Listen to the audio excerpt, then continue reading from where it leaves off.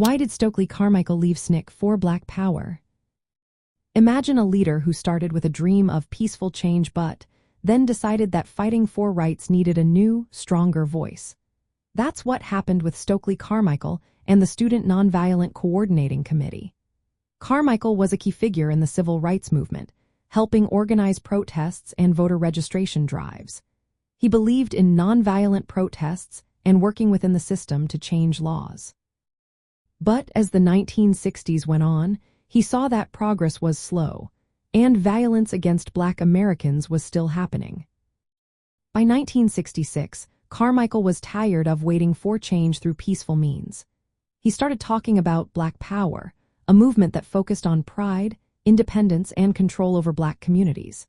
He was inspired by groups like the Lowndes County Freedom Organization, which used the Black Panther symbol and supported self-defense.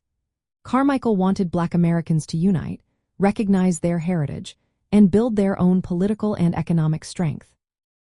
When Carmichael publicly called for Black Power during the March Against Fear, it was a clear shift from the earlier focus on integration and nonviolence. He believed Black people needed to lead their own organizations and take charge of their future. This new approach was a response to the ongoing violence and the limits of relying on white political systems. This change caused disagreements within the civil rights movement.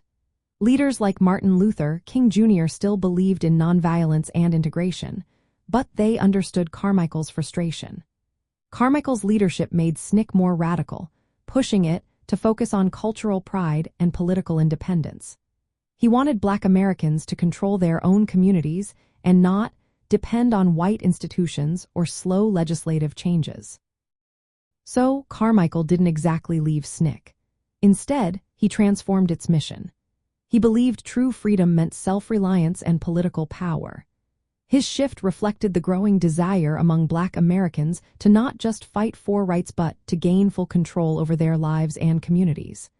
This change marked a new chapter in the civil rights movement, emphasizing empowerment and pride alongside legal victories.